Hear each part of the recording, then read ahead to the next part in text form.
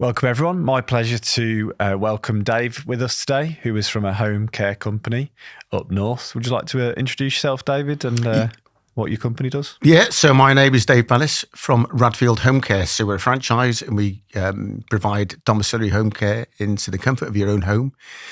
And we cover Waterloo, Crosby, Sefton, essentially. We go out as far as Southport and Formby. And we look after around about 80 people in the comfort of their own home. Nice. And that's in the northwest of England for all you international listeners who don't know where that is. Yeah. And Fran, what's your first question for Dave? Put you on the spot now, haven't I? No, not really. No, what I was going to ask you was, when I was working as a nurse, domiciliary was, we used to have domiciliary visits from the doctors and they'd go out and do. So how did the people get referred to you? Who diagnoses them and then how do they get referred? Of course, we don't just deal with dementia people. We deal with all sorts. So we get referrals from everywhere, really. We get referrals from family and friends. We get referrals from people who kind of know the work that we do. We work with a local authority as well, so we get referrals from local authorities. So there's all sorts of people we get referrals from. And what's the criteria then to be referred to you if you're suffering from dementia?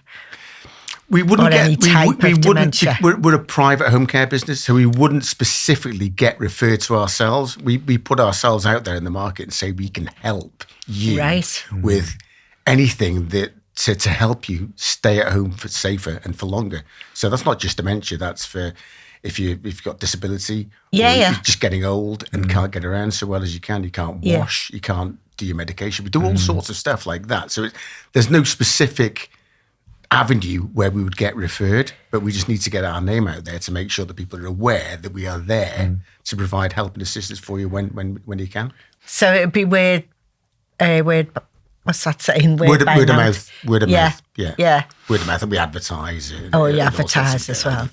Who do you advertise with, though? Is it with social services? Is it the social hospital? services are aware of us, so we're on their platform, as it were. We advertise by different means. We have leaflets dropped everywhere. We have leaflets in the local GP services. I was going to say in the GP practices. We do leaflet drops around houses everywhere. We just make sure that people are aware that we're there, because if they don't know that we're there, they can't ask for our services. Of course. That's the thing about getting people to know that you're available. That's what Leon and I were talking about.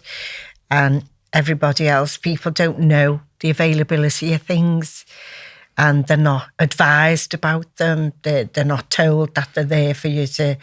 So I think you publicly advertising for yourself. We do the best that we can. Is a good idea rather than waiting for someone else to refer you in. It's quite frustrating sometimes because we're a private company. Yeah, we are prevented from advertising a lot of doctors' GP services. Right.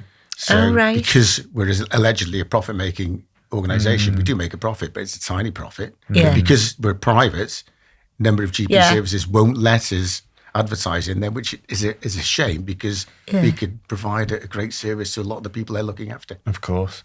So, David, you mentioned that you were an accountant for Shell in a previous life, and then you decided to make this jump into this, and you had a few hard years setting it up. What made you get into this line of work?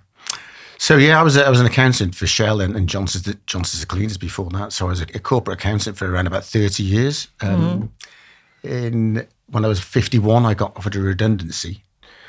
So my dad was a doctor, and my tide, because I'm Welsh, my tide, my grandfather was a doctor as well in the same little village in North Wales. And so I grew up being called Dr. Bellis' son. So I didn't have a name, it was just Dr. Bellis' son. So when I was growing up, the last thing I wanted to be was a doctor. And it probably, would have been the right thing to do. But anyway, that vocation passed me by. But I thought when I was 51, well, I'm not going to train to be a doctor. But at the time, both parents were suffering from dementia. They had living care in their home for 5 years or so. Living care. They had living someone living full time at their home. Yeah. So Mum got diagnosed with dementia in 2013, I think it was, and Dad further down the line. So I was kind of involved going back on a regular basis to see them and seeing how they progressed in that journey. And when I got made redundant, I thought, well, it'd be nice to kind of do something along those lines and actually put something back, because I did a job which was a nice corporate job, had a nice salary, enjoyed the perks of that, but it didn't really make a difference. But to go and do something like this, you make a difference to everybody every day. So we currently look after 80 people and we've got 50 odd staff, and you make a difference to everybody and their families. So you're making a difference to a huge number of people out there in society. And that's kind of why I wanted to do it. And although it was a real tough start, we've got a nice business going now, and I'm enjoying it very much. That's great. And what was tough at the start in terms of setting it up and making it work? Because you said your parents had good living care. You were impressed with the quality. But if you're, I was starting something up from scratch. So literally I finished at Shell on the Friday and started on a Monday. Right. We're a regulated service. So it took me over 6 months to set it up, because you need to get a registered manager in place, get a premises, do all sorts of stuff before, and then you've got to go to the Care Quality Commission to effectively get your registration. So that took 6 months and an awful lot of money, I'll be honest with you. And then when you start, you don't get an influx of people. You don't start on a Monday and somebody, we've got 10 people for you to look at, because you haven't got the care staff to start. So it's a really slow burner. So you've got to slowly but surely get the staff in to cover the clients who are coming in. And it's difficult when you start a service like this.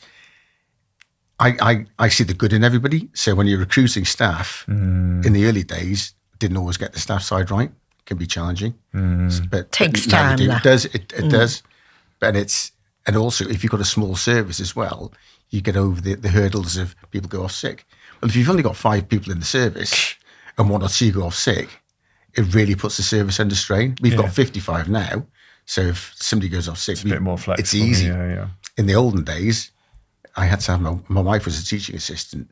And occasionally we'd have people going off sick, and I'd have to, because she helped out in the business from time to time, I'd have the difficult conversation on a Saturday morning saying, Lynn, do you mind, somebody's called in sick. I know it's your day off, but do you mind going out and doing 5 or 6 calls for me, which, didn't go down particularly well, as you can imagine. And I had my sister-in-law doing the same thing. So all that sort of stuff brought its own challenges, but that's part of the growth. Of course. And what have you found are the benefits for... I mean, we've talked with neuroscientists and others, and it's definitely been established that living at home for longer, if you do have dementia, is probably going to be better for you than going into a home environment that's, totally different.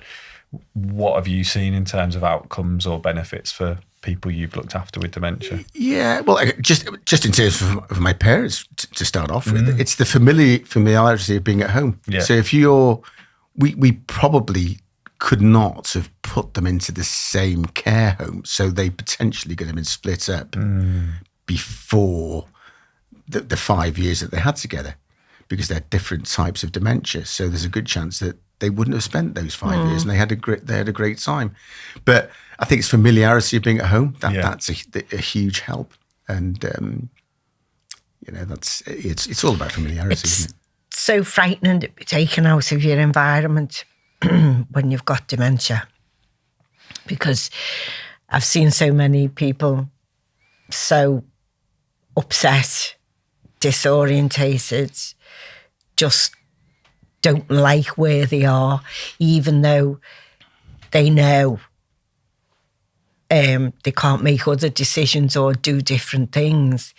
They seem to have the thoughts of, I'm not in my home, I'm somewhere different. A bit disorientating. Yeah, and they're very disorientated. So that's to be able to have access to someone who's going to keep you in your home, in your house, and you grew up in your memories and everything else is crucial. Yeah. I mean, for example, so Mum, she never accepted the fact that she had dementia. Yeah. So that was a different issue altogether. So to be at home and go through that process, and she kind of fought against everything. She just refused to think that she had it. But she was able to go through the different stages of the disease at home and in comfort, which was, if she'd have been in a home on her own, potentially without dad, that would have been 5 years lost. And she had to, she enjoyed those 5 years. It made a huge difference staying at home. Of course it does, yeah. Oh. Yeah. And you mentioned before that actually, because I hadn't heard of like live-in care before for people with dementia, but you mentioned that and you do that for a couple of people, is that right? We have got a live-in care service for those that require it. So, I mean, with mum and dad, they had no care at all. Then overnight we went from no care to live-in care, because the option was to potentially go into a care home or whatever, but live-in care for them as a couple, because if you go into a care home, it's 2 lots of care home costs. Yeah. If you have a live-in care at home, it's effectively 1 or maybe 1 and a bit. And you're staying in the comfort of your own home. And I mean, it worked really, really well. Literally for 5 years, they had living care at home, and it was fantastic. So that's an option maybe for people to think about who might be in a situation, who might be thinking of older, mum or dad or older relatives. If both might need support, it might actually be worth looking at whether it's cheaper for living care. That's and people want to stay at home, don't they? They want to stay at home. So it's just, people don't, there's not enough awareness of that as an option, if I'm honest with you. It's really interesting. What are the type of services that you do provide for someone living with dementia, at the stage where you come in, what are the typical services that you're providing? So the services will vary from client to client. Yeah. So if we have somebody coming into the service who's got dementia, we'll go out and do a care assessment, and each care assessment is individual, so people have different needs. So we will provide a service that is tailored to their individual needs. So that will vary. Some people with dementia, for example, can't take their meds or aren't safe to take their meds. So, for example, we would administer the meds on once, twice, 3 times a day. So that's one separate issue. Some people need help with cooking, etc., because they can't cook or they've forgotten to cook. So it's making sure that the meals are in specific times to cater for their requirements, and then the meals are healthy meals. And some people just want to have a little bit of exercise and a chat. So some people will go out and we'll have a little community call, and we do take people out into the community as well. So I think at the moment we're taking a number of people out into the community, but we'll take them out to some of their old schools and old places they used to frequent on a fairly regular basis. A bit of reminiscence therapy. Yeah, there's all that sort of stuff that we can help with all of that, really. Can I just ask you about the age group that you deal with? Do you have any young onset dementia patients, or are you working right now with older people with dementia? It's primarily the older people that we deal with at the moment. But if somebody came in with early onset dementia, we would happily look after them. Yeah. And we look after people from the age of 18 through to 103, I think. Well, we were talking about that again before, about young onset. Even though you're diagnosed when you're 60, say, or you've had your dementia maybe 3 or 4 years previous to that, so you're in your late 50s. And for some people, I think that transition is worse. Yeah. For someone who's young, maybe still got their family at home, and they've got plans for retirement. They've got everything in order to do what they're going to do. And then this bombshell lands. And what we're trying to do now is make people more aware of young onset dementia, because it's not just people who are in later stages of life who actually get dementia or any cognitive difficulty. So for young onset dementia patients to thrive, we need something in place that'll give them the opportunity. And if you have any opportunities for that, what do you think they would be? Would you treat... for people staying at home. Would you treat them differently or... But I know you have to assess their needs. I'm guessing you assess their needs, but if they're, by definition, if they're younger, they're able to do more. So you could say they're more able to access the community and do things like that on a regular basis. And so I guess for how does it work in terms of the number of hours? Is it totally different? Are you visiting some people for 2 hours a week? Are you visiting some people every day for 4 hours? Is it very varied depending on where people are at? Completely, according to client requirements. It's every individual needs are different for absolutely everybody. And have you experienced anything with people with dementia in terms of, they're really getting to know maybe one of your team and that team member moves on? Can that be difficult? Yeah, how do you find that? We're very, very keen to try and put in continuity of care wherever we can. Obviously, if somebody's having 4 calls a day for 7 days a week, we haven't got anybody who works 7 days a week, 24 hours a day. But, we're very keen to, it's in everybody's interests. If you get to know somebody very, very well, familiarity is everything, as I found out exactly. Gives some comfort, doesn't it? With my mum, we probably, over the 5 years with mum and dad, we probably had 6 or 7 living care staff, and most of them were there, but they used to do sort of 6 weeks on, 6 weeks off. So they got to know them very, very well, and it was great. We had a few difficult moments when somebody came in to relieve somebody because somebody got sick or something for a couple of weeks. That was more difficult, so you can see quite challenging. You need to try and get that continuity. It's very, very important. Yeah, and I suppose that's from a business perspective, like you said, the early challenges of getting that off the ground. And so what sort of advice would you give to families or someone living with dementia about, you're based in the northwest of England, we have listeners from America, Australia, other parts of the world. What would your advice be for looking, for someone who's like looking to contact different agencies? What would you be looking for, or what did you look for with your mum and dad? I think, knowing your experience. It's a good question.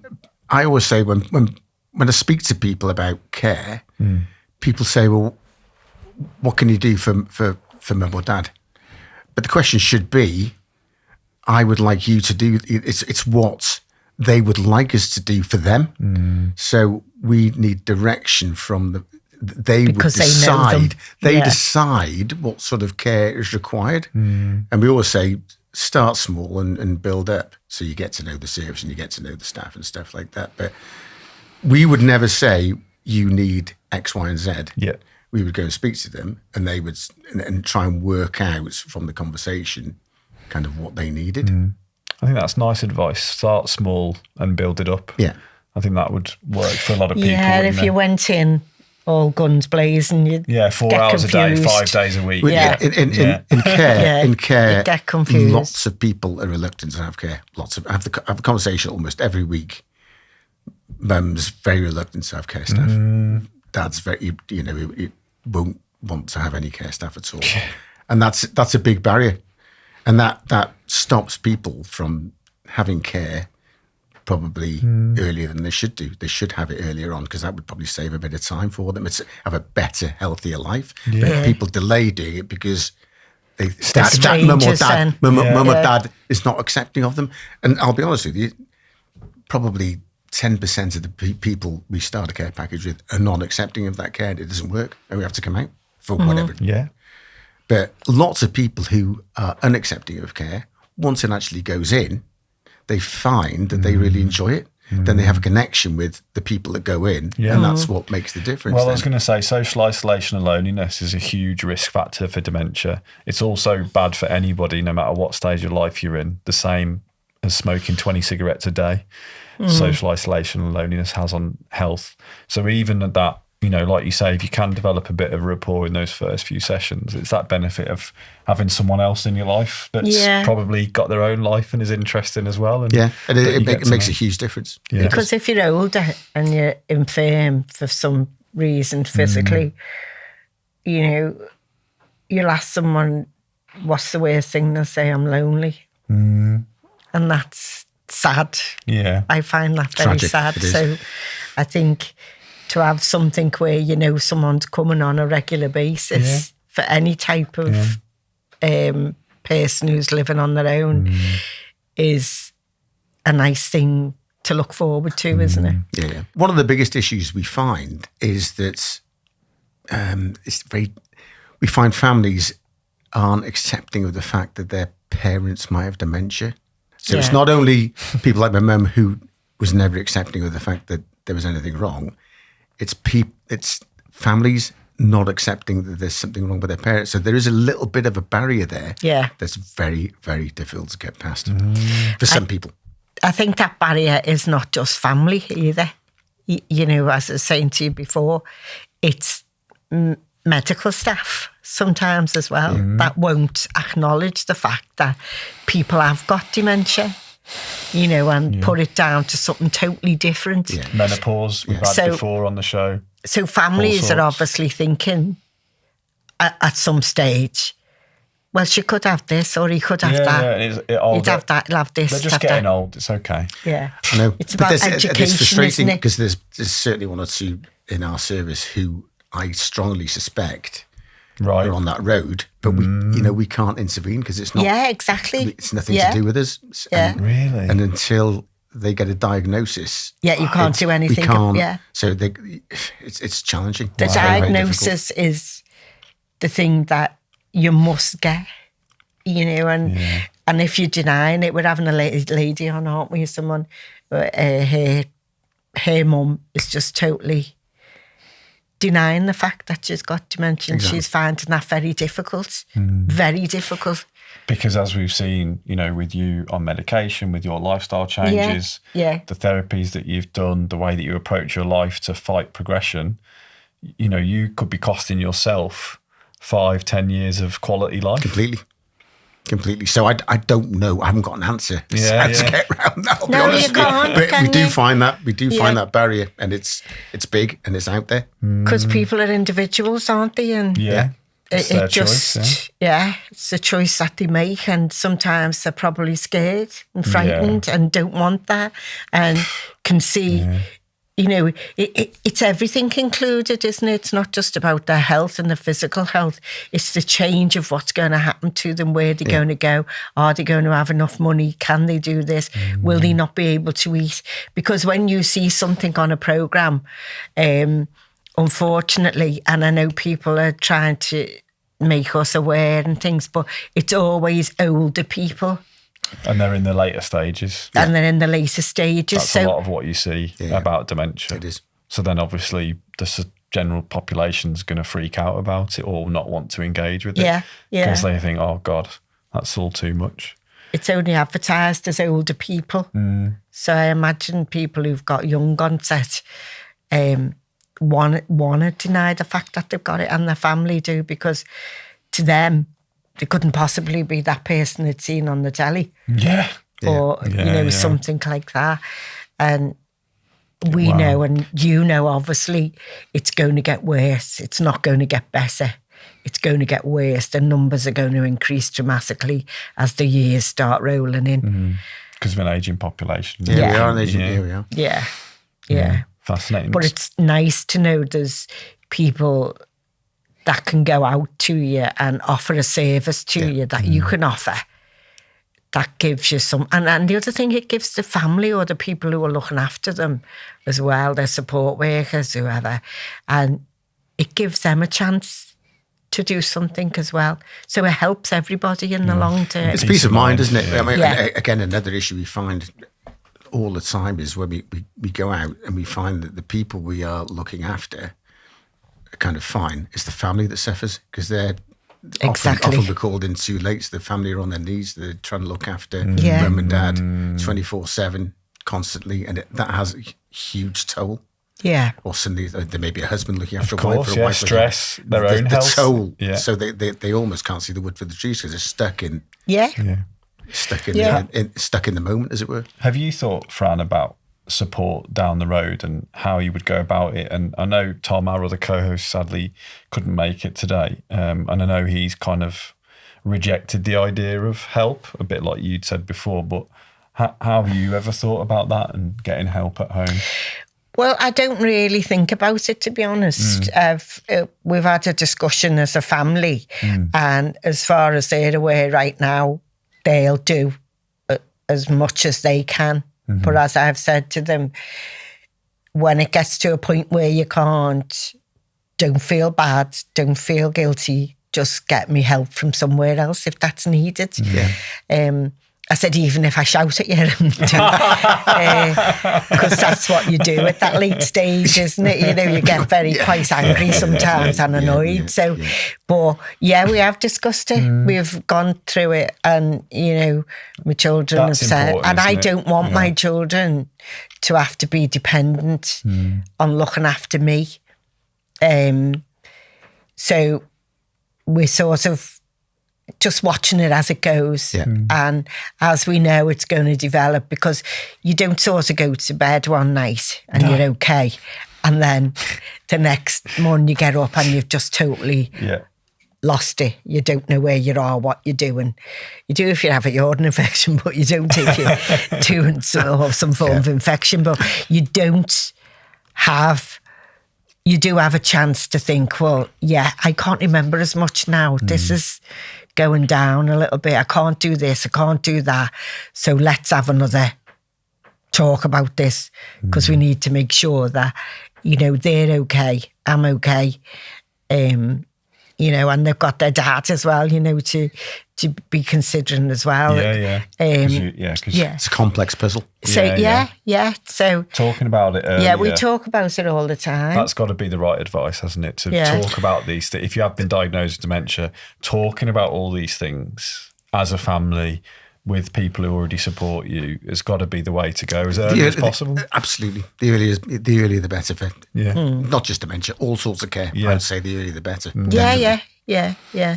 And yes, you do need family input, and you do need people to be around who can help you. But I personally don't have Frank coming with me everywhere and doing everything with me, because there'll come a time when he will have to do that. People say to me, well, where's Frank? And I go, well, he's doing this or doing that. Because I don't want him to be looking after me until he has to. You know, it's also and important for your independence, isn't it? Yeah, that's what I'm saying. You know, you're having to get the bus on your own. You're having to be out there in the world on your own. That means you're using your brain Go on to your town own. to the shops. Exactly. Absolutely fantastic. You're doing fantastically well. It's brilliant. It really is great. Yeah. Awesome. Well, I think there's been some great advice. We're going to have a little break and we'll come back, and if you can stick around for Reminiscence Corner, we call it, watch a previous clip from a previous episode, and get some thoughts from you on it. Great. Well, thanks very much. Cheers. Thanks. We really hope you're enjoying this podcast. We want this to be one of the best free resources for any family affected by dementia. With your help, we can build the biggest community in the world for supporting, guiding and comforting everyone who faces cognitive issues and the people around them. So please hit that subscribe button or share it with someone who needs it.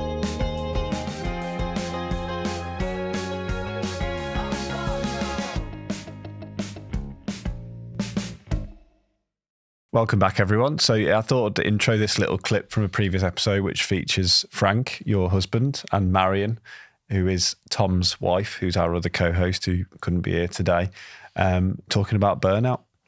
We had a discussion with the consultant after Tom got his diagnosis, and basically she said his body is telling him he can do it, but his brain doesn't give that signal saying he's done enough. So he's got to try and pace himself, but he doesn't pace himself. But she was saying, like, this would have been about 7 years ago, that he's got a brain of an 80-year-old and he had a body of a 56 or 7-year-old. Fascinating, yeah. So the brain can't catch up with what the body can do, and that's when he gets burnt out. And then all the moods go down and they're just exhausted. So I thought, it'd be good to sort of talk about, because you go through that, don't you, when you've had maybe a busy few days, or you can get sort of really burnt out and low. And I think that's kind of where we're talking around in terms of people who are supporting people living with dementia, having to go through those burnout phases and becoming more frequent. I suppose it would be hard to tailor care around that, but that's kind of like when you're experiencing that more regularly might be the time for you to start thinking about yourself in terms of the person supporting them, because then that becomes difficult where you're doing more. Yeah. Well, I recognise that exactly with my mum. So I could see that she was going through those issues, especially in social situations where there's lots of people there. She found that quite tiring. And as she got through the process, because she was never accepting of the fact that she had something wrong, you could see her be getting more and more frightened. Frustrated. She couldn't understand kind of what was going on with her. So that was the issue. I could just see that was what was happening. But in terms of how do you deal with that, if you're going to see somebody 3 or 4 times a day, you can't foresee what sort of mood they're going to be in, but you just have to go along with the obviously the care, that as long as it's person-centred and the care plan's correct, the staff are quite adaptive to the situation. And in fact, I know a lot of the staff do a Dementia Friends training. Yeah. So they volunteer to do that. I think most of our staff have got Dementia Friends training, so that gives them an awareness of how the condition can impact people differently, because everybody is different with it completely. Yeah, and I think, to me, the worst thing people say to me is, remember, I told you. And I go, no, I can't remember. You told me, because I've got Alzheimer's. Yeah. So I can't remember that. And that really gets me goes up. I think, I can imagine that must be really, really frustrating. Yeah, because it's, well, remember, I told you that. And remember the day I told you that I'd done this, done that. And, stuff like that. And you think, no, I don't remember. And that's why training is really important. Maybe that's something for families or someone living with dementia who wants to think about getting in a bit of help each week. Like you say, maybe starting small to see how it goes, is actually asking the provider or the, what are the training that you've had around dementia? Yeah. Are you part of this Dementia Friends program if you're in the UK? I'm sure there's similar things in America. Asking them, okay, so how are you training the team? What is their experience? Yeah, definitely. Supporting someone with dementia, because if they haven't got great answers to those questions, maybe it's not the right service for you because of how unique and different it is. And I agree. And obviously you want experienced staff. Yeah. We've got a lot of staff who've been in the service for 5, 6, 7 years. They've seen it all, and they've seen it all with previous care companies. So there's nothing like experience to get you through those difficult times. When I was a nurse, I didn't deal a great deal with people with dementia. And I'd see other people saying like, "No, that's not right," because I told you that before, and you're here with us, you're in here. And I thought, I've done that before now. And because then you didn't know necessarily how. But then one day I recognised it in me. I was going into the ward and a lady come out and I'd seen something. And she came out and I said, "Where are you going?" She said, "I'm going to look for my husband. I'm going to the bus stop. I've got to go and meet him." So I said, "Oh, okay then, should we go in and have a cup of tea, because the bus is going to be running late. So come in, we'll have a cup of tea and then we'll get you sorted and we'll go to the bus stop." And she went, "Okay." And the lady went back, sat there, and then never mentioned it again. Might have said it about 4 or 5 hours later. But I needed to be taught how to deal with people who've got memory loss. And I thought it's easier for you as well, because you don't, who's ever looking after you, you don't get frustrated, you're not going, so "Oh, what happened? You've done this, and that." You just sort of, well, come on, the buses are running late now. They're going to be at least another half hour. Let's go in and have a cup of tea and a biscuit. And it's just people getting that information. Yeah, and it's different. It's challenging, isn't it? Help. Yeah. And it's not always going to work, because some people have got themselves that frightened by this stage, like you were saying about your mum. They get frightened, but it's a better way than saying, "Oh, yeah, no, you're not going there." Yeah. And people get frustrated by repetition. Yeah. And it's, but it's just the condition. Yeah. It's an illness. It's like chicken pox. You can't. It's not physical. You get told the same story 5 times. That's the way it is. It's just part of it. That is the part. That's the disease. Yeah. They're not trying to frustrate you. Yeah, they literally don't know that they're saying that. People get impatient with you, don't they? They do. And I think when you're in the shops, people think that you're just taking the mick half the time. Oh, I'm just looking for this. Oh, I can't find this. I'll get that. I'll get it in a minute. Oh, God, how much was that? And stuff like that. Because you get totally frustrated about what you're doing. Yeah. But I just say to people now, I'm really sorry it's going to take me a little while to find this because I've got Alzheimer's. Yeah. And 9 times out of 10, oh, don't worry. You just take your time, love. My nan had that. Or my so-and-so had it. I think programs like this are making it, people are getting more aware of everything out there. Yeah. So it's great what you're doing here. That's what we're hoping, to build isn't that. it? That's really good because you say 9 out of 10 people, but there's obviously 1 out of 10 who isn't. Yeah. Well, you need to work on that one. Yeah. It's like the stigma. But I might have been the same because I didn't know. It's knowing, it's like the isn't it? stigma you mentioned around families, denying that there's something wrong there, or people living with it, as we know, who deny, like your mum did. And, at the end of the day, that's not going to be really helpful for anyone in the family or the person who's maybe suffering with cognitive issues, because the sooner that you can accept it, the sooner, just like with any disease, that you can do something about it. Yeah. And, people are living with, we were talking before, we've got friends who are living with cancer for years now. Yeah. That, my friend's like 2 years, that was 3 years ago, coming up to 3 years ago, people are able to live with these really horrifying conditions, and dementia, it can be no different. And research and everything. But you have to do something about it. Yeah. 100%, if you ignore it, you're going to have a worse quality of life, and the disease is going to progress faster. That is, in the science, 100% guaranteed. Whereas if you do something immediately when you spot something, there's something you can do about it. And something you can do to try and live as good a life as possible. Yeah. Well, Tom said that, didn't he? He said he originally just sat in the chair and then it just clicked in with him. And he thought, I can't do this anymore. I've got to get up and if do I've got something. to do something, Yeah. And that was 8 years ago. Fantastic. And he's still doing a podcast here today. Yeah, right. He does a bike ride for quite a few miles, isn't it? 26K each year, bike ride. Recently took up golf again. Painting, really? Goes to golf.